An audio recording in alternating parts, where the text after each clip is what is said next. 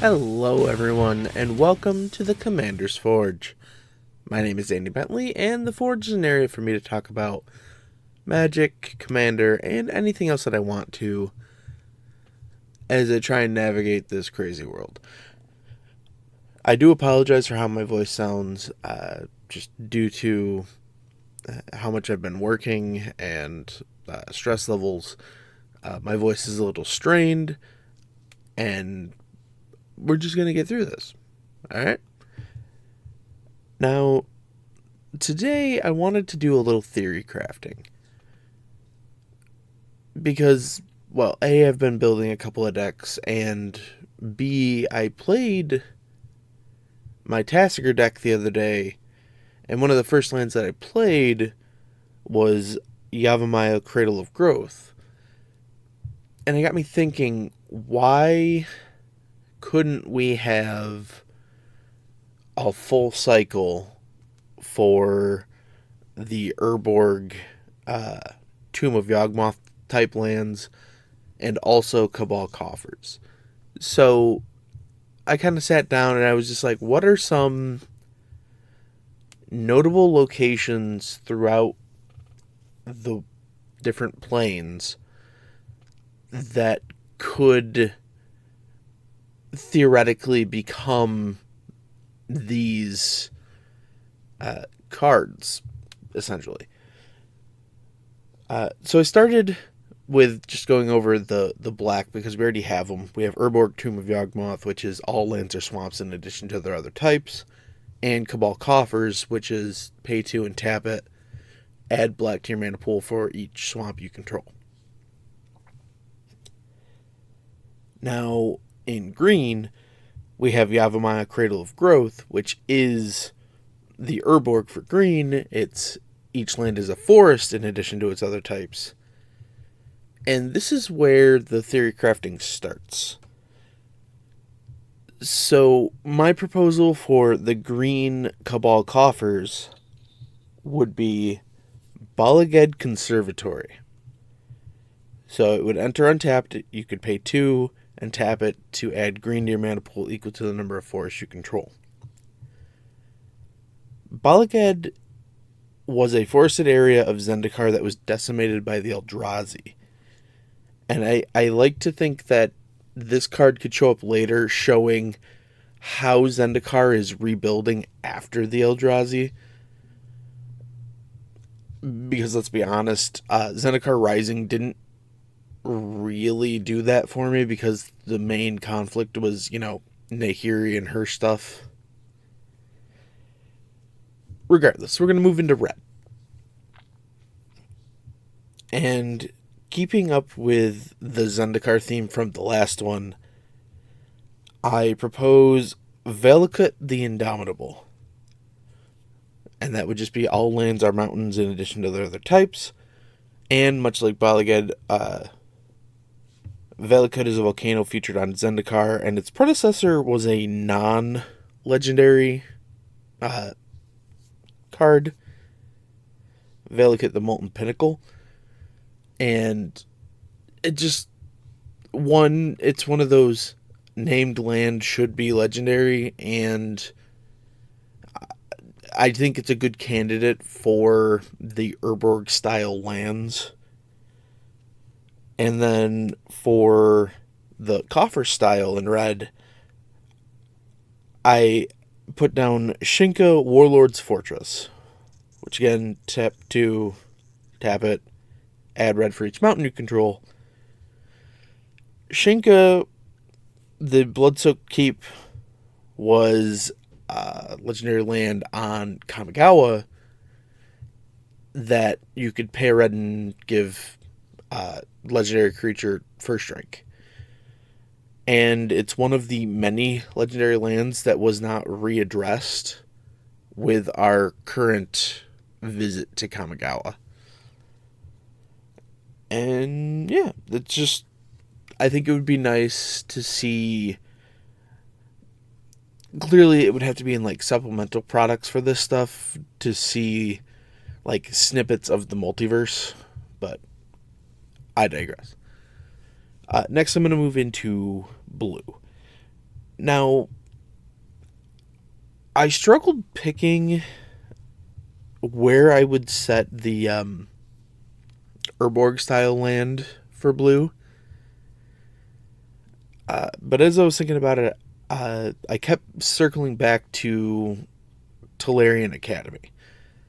Now, the original Tolarian Academy, very strong, very old, and it tapped to add blue for each artifact you controlled. So the land I came up with was Tolarian Laboratory. And again, this would be all lands you control are islands in addition to their other types. And mainly because the Tolarian Academy has not been around since Urza's block. So this would be a good look back. And I know we have a set towards the end of the year that's going to be taking a look back. And I know whatever is in that set is probably way past the stages where it would be feasible for this card to show up. I'm just saying it is possible because we are taking the time to look back. So it could happen. And then for the coffer style land, I looked back at Kamigawa and found Minamo, School at Water's Edge. That allowed you to pay a blue and tap it to untap legendary creatures. So I thought Minamo, the Enduring School, because, well, hopefully it's still around. I'm not entirely sure on the lore. But again, it would be the pay 2 and tap it to add blue for each island you control. And it's also missing from our current jaunt through Kamigawa. Alright, next, and, well, last, I have the white versions. And when I tell you I struggled to think of where I would want the Urborg style land until I thought about a place in Innistrad that has at least some affinity for white. And I came up with Gavany. Now, Gavany Township, back in original Innistrad, was a land that you could pay 2 green-white to put a counter on all your creatures. I understand that's a green-white land, but I stretched my definition here.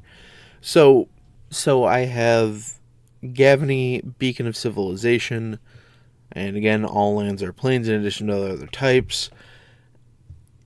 And then when I was thinking about the Coffer style white land, I kept kind of going back to like Sarah's Realm, but I didn't really want to do that.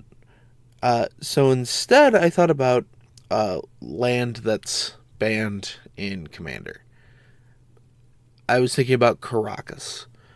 Now, the original Caracas, very old, banned in Commander, because you can use it to bounce legendary creatures.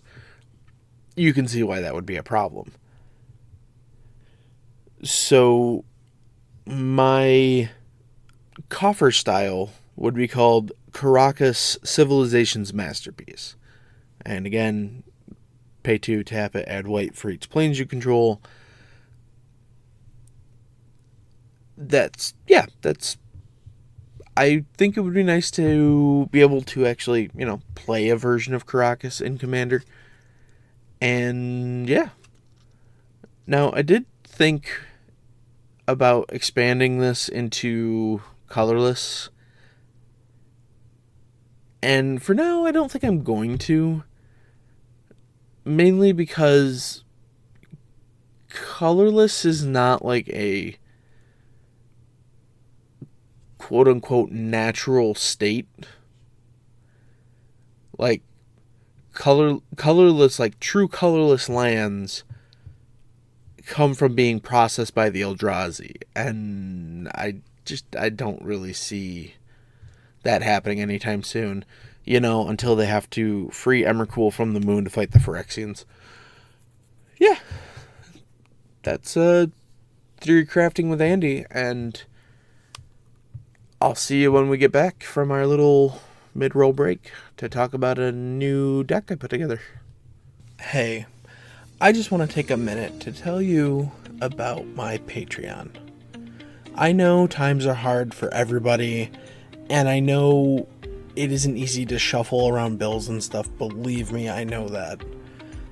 But if you would like to help support the podcast and me, you can find the links to my Patreon in my link tree, which is always put into the description of either the video or the audio, wherever you're listening to it. It would really mean the world to me. Honestly, I'm just struggling to make ends meet most weeks. But that's it. That's all. If you want to help, the links will be where you can find them. And we're back. Now, the other day, I was listening to the MTG in Quarantine podcast, and they were doing a lightning build with MTG6, otherwise known as Justin. And his lightning build was Velika the Spiteful. And I had been throwing around the idea for a new mono black deck, and so I started throwing stuff together for it. So, Velika the Spiteful is 2 black for a 3/2 human warlock that just says other creatures get -1/-1. Now, my redundant effect to my commander is Knight of Soul's Betrayal, 2 black for a legendary enchantment that says all creatures get -1/-1. And that was kind of where I started building the deck. So my first thought was, if I'm going to do mono black, I kind of want to do the mono black ramp package, if you can call it that. In this case, that means my land ramp package and then a few creatures and stuff. Let's start with the lands because they're the easiest and what most people are going to expect. It starts with Urborg, Tomb of Yawgmoth, and Cabal Coffers. So Urborg is each land is a swamp in addition to its other types, and again Cabal Coffers 2 tap, add black for each swamp you control. Fairly straightforward. After that we have Nykthos, Shrine of Nyx. Legendary land, tap, add 1 to your mana pool. 2 and tap, choose a color, add your mana pool and amount of mana of that equal to your devotion to that color. In our case, it will always be black. Then we have our Deserted Temple. It's land, enters untapped. You can tap it to add a colorless, or you can pay 1 and tap it to untap a land. And then in this deck, since it is such a high mana value, I am running the Urza lands. So I have Urza's Tower, Urza's Power Plant, and Urza's Mine. They each tap for a colorless, but if you control all 3, the Tower taps for 3 colorless, and then the Power Plant and the Mine each tap for 2 colorless. For those good at math, that means we have Karn mana. In other words, 7. It makes 7 mana if we have all 3. But I didn't want to stop there because this is, again, very mana-hungry deck. So we've got Magus of the Coffers, 4 and a black for a 4/4 human wizard with, well, Cabal Coffers text. You pay 2, tap it, and add black to your mana pool for each swamp you control. Cryptghast, 3 and a black for a 2/2 spirit with Extort. And whenever you tap a swamp for mana, you add black to your mana pool. And then the Cryptghast Solar Sister, Nakana Revenant, 4 black for a 4/4 Vampire Shade. Whenever you tap a swamp for mana, add an additional black. And you can pay a black to give Nakana Revenant +1/+1 till end of turn. And finally, this is going to be a deck that wants to sacrifice a lot of our own stuff and make our opponent sacrifice stuff, so we are running Black Market. 3 black for an enchantment that says whenever a creature dies, put a charge counter on it. And at the beginning of your pre-combat main phase, you add black to your mana pool for each charge counter on Black Market. And thus, there is our ramp package. Now, I did mention that a lot of what this deck wants to do is going to be either sacrificing our own stuff or making other people sacrifice their stuff. To that, our main win conditions are going to be draining our opponents. So, Sir Conrad the Grim, 3 black for a 5/4 human knight. Whenever another creature dies or a creature is put into a graveyard from anywhere other than the battlefield, or a creature card leaves your graveyard, because we can do that too, he deals 1 damage to each opponent, and you can pay 1 and a black to have each opponent mill to their graveyard. Vindictive Vampire is 3 and a black for a 2/3 vampire. Whenever another creature you control dies, Vindictive, God, I am struggling with words today, Vampire deals 1 damage to each opponent and you gain 1 life. Now, on a reasonable point here, I'm running Vindictive Vampire. I am not running Zulaport Cutthroat or anything that doesn't have at least 2 toughness. For reasons. We have Bantu's Monument, 3 mana, legendary artifact. Black creature spells cost 1 less to cast. And whenever you cast a creature spell, each opponent loses 1 life and you gain 1 life. Bastion of Remembrance is 2 and a black for an enchantment. When it enters the battlefield, you make a 1/1 white human soldier creature token that most times is just going to die. And whenever a creature you control dies, each opponent loses 1 life and you gain 1 life. And then we have the Meat Hook Massacre. X black for a legendary enchantment. When it enters the battlefield, each creature gets -X till end of turn. And whenever a creature you control dies, each opponent loses 1 life. And whenever a creature an opponent controlled dies, you gain 1 life. So it's going to be like a good old drain and gain style deck that just wants to do some fun stuff with the graveyard and our opponent's graveyard and stuff. So we want to make sure that we constantly have cards in our hand. And we have 3 really good ways of doing that. The first one is Midnight Reaper. 2 and a black for a 3/2 zombie knight. Whenever a non-token creature you control dies, it deals 1 damage to you and you draw a card. Grim Specs is the same thing but without the damage. 2 and a black for a 3/2. Whenever another non-token creature you control dies, draw a card. It also has Morph for a black, so you can pay 3 to play it face down as a 2/2 and then morph it for its morph cost whenever. And then Harvester of Souls is the grown-up version. 4 black for a 5/5 demon with Death Touch.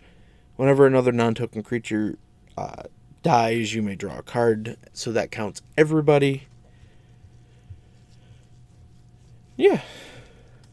Lots of fun playing with our creatures dying. Which leads me into my next 2 cards. Dictate of Erebos is 3 black for an enchantment with flash. Whenever a creature you control dies, each opponent sacrifices a creature. And Grave Pact, 1 black enchantment. Whenever a creature you control is put into a graveyard from the battlefield, each other player sacrifices a creature. I understand that these are not nice cards. This is not going to be a nice deck. So I want to get stuff into both of our graveyards, and then I want to start using that stuff maliciously, so we say. So to aid that, we have Shieldred, the Whispering One. 5 black for a 6/6 Phyrexian Praetor. And yeah, at the beginning of my upkeep, I reanimate a creature, and at the beginning of my opponent's upkeep, they sacrifice a creature. Yeah, good stuff. Sepulchral Primordial, 5 black for a 5/4 avatar with Intimidate, meaning it can only be blocked by artifact creatures and or creatures that share color with it. When it enters the battlefield, for each opponent, you may put up to one target creature card from that player's graveyard onto the battlefield under your control.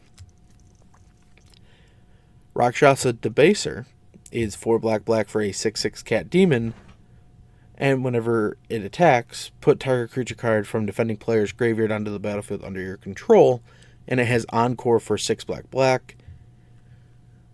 So you would pay that from your graveyard, you would make a token copy for each opponent, and then they gain haste, and at the end of your turn you sacrifice them.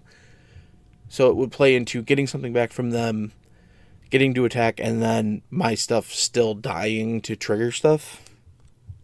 Yeah.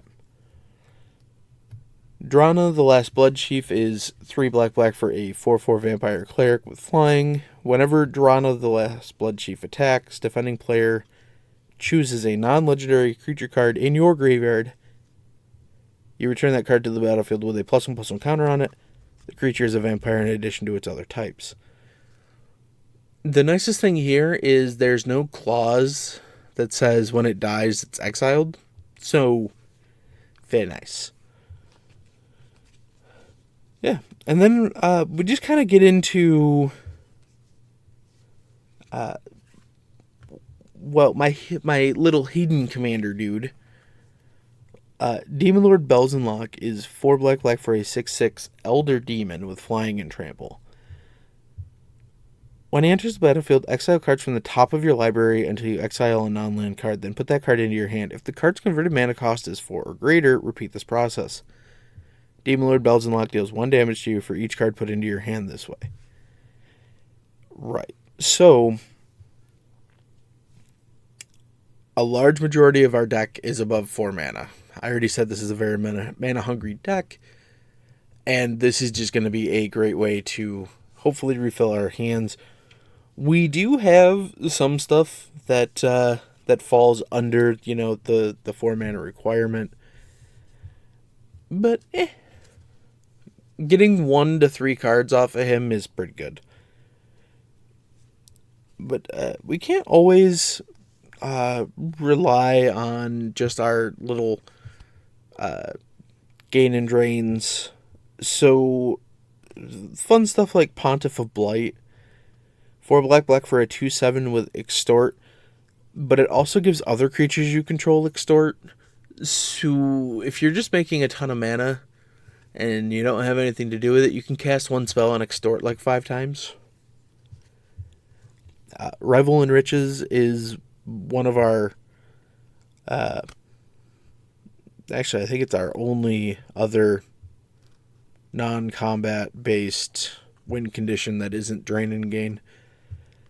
4 and a black for an enchantment. Whenever a creature an opponent controls dies, create a treasure token with sack it, add 1 mana of any color to your mana pool.